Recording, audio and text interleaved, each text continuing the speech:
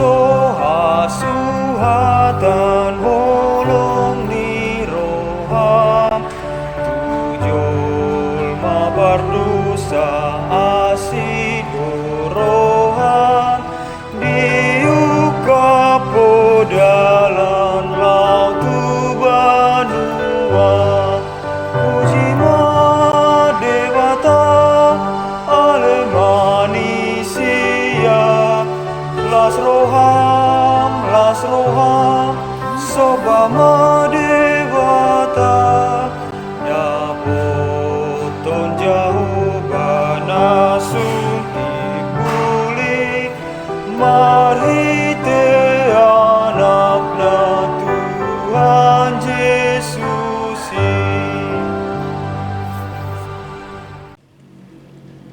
Asini roha madihamu doho dame nasian de batamata doho sian anakna Tuhan Yesus Kristus Tuhan tai. Amin.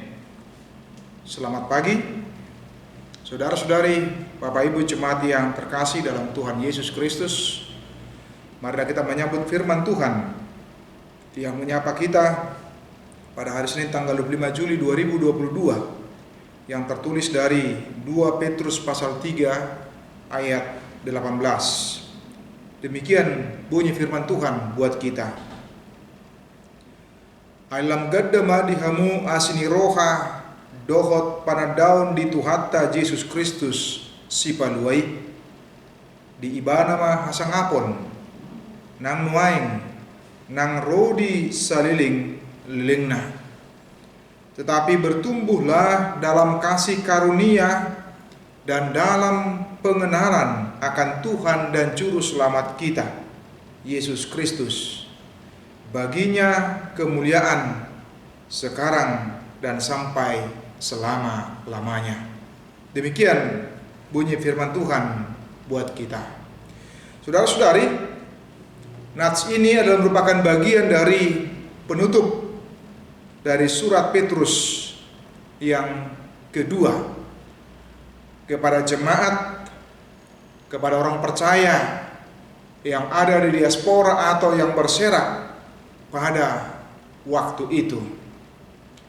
Petrus menyampaikan kepada jemaat agar mereka boleh benar-benar bertumbuh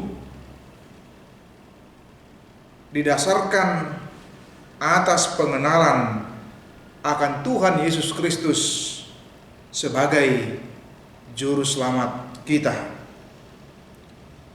Pengenalan dan pertumbuhan tidak akan terjadi tanpa adanya relasi, tanpa adanya hubungan yang baik dengan Kristus di tengah-tengah kehidupan kita.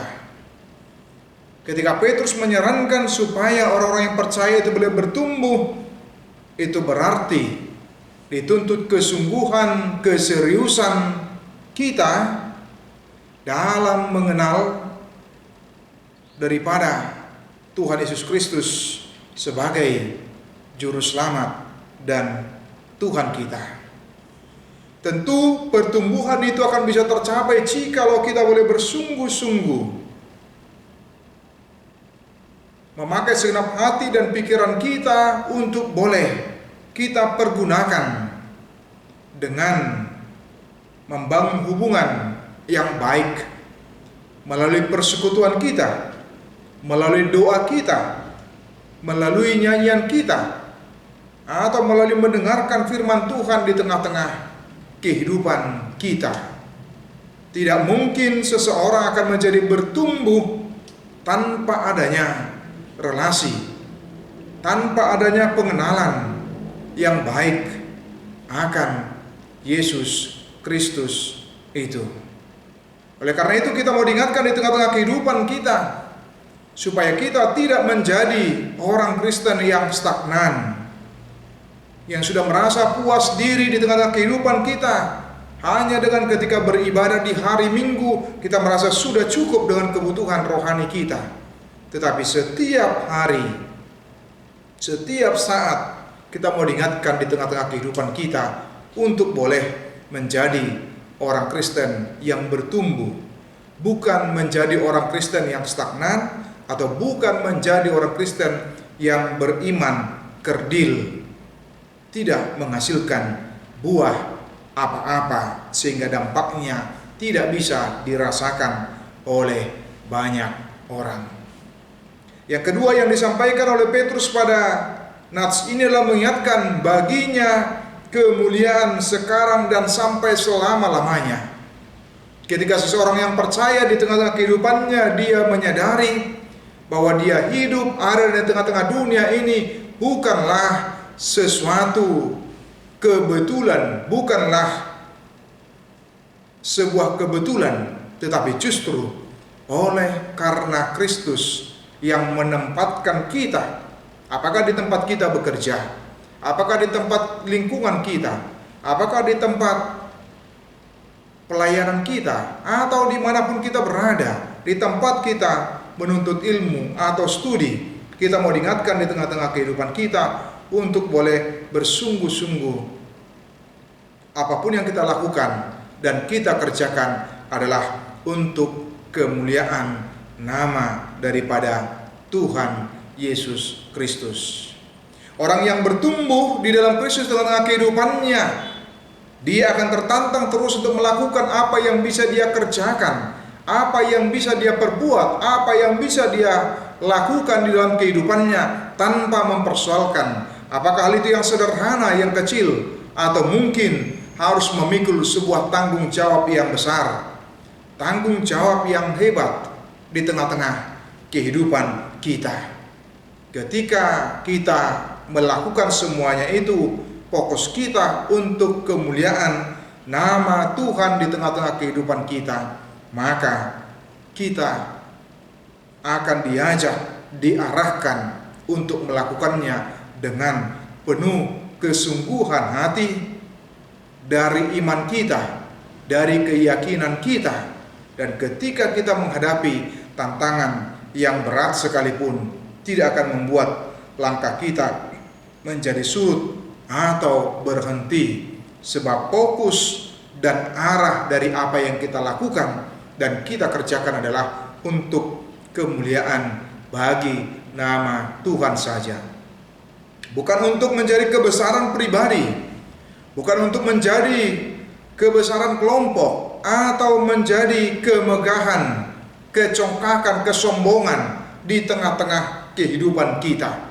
Tetapi satu-satunya adalah apapun yang kita lakukan dan kerjakan adalah untuk kemuliaan bagi nama Tuhan di tengah-tengah kehidupan kita. Ketika kita sudah tahu arah dan tujuan dari apa yang kita lakukan itu adalah untuk kemuliaan bagi nama Tuhan saja, maka kita akan melakukannya dengan sungguh-sungguh.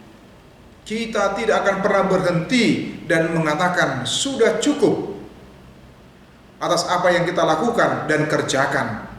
Tetapi karena kita tahu fokus dari apa yang kita lakukan, kerjakan di tengah-tengah dunia ini adalah untuk kemuliaan nama Tuhan kita, maka terus kita akan memaksimalkan setiap waktu, setiap kesempatan yang diberikan oleh Tuhan di tengah-tengah kehidupan kita untuk memuliakan nama Tuhan saja, supaya nama Tuhan yang dipermuliakan, supaya nama Tuhan yang diagungkan, supaya nama Tuhan yang dikenal di dalam kehidupan kita dengan apa yang kita lakukan dan kita kerjakan selama berada di tengah-tengah dunia ini.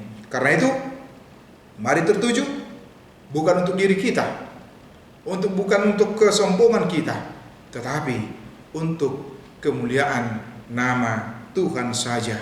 Dan kita akan bisa berfokus melakukannya oleh karena kita sudah bertumbuh di dalam pengenalan akan Tuhan Yesus Kristus, sehingga kita mau mengatakan sama seperti dikatakan oleh Paulus juga, yaitu hidup adalah Kristus dan mati adalah keuntungan, dalam Filipi 1 ayat 21. Ketika disebutkan bahwa hidup adalah Kristus, maka itu berarti tujuan dari hidup kita, arah dari kehidupan kita semata-mata adalah untuk Kristus, melakukan apa yang harus kita lakukan, yang diinginkan oleh Kristus di dalam perjalanan kehidupan kita. Maka jangan tunda, lakukan selagi masih ada waktu, selagi masih ada kesempatan, supaya nama Tuhan boleh dipermuliakan. Tuhan Yesus memberkati kita semua. Amin. Kasih karunia dari Tuhan Yesus Kristus, serta kasih setia Allah Bapa, dan persekutuan Roh Kudus memberkati dan menyertai kamu sekalian hari ini, esok, dan sampai selama-lamanya. Amin.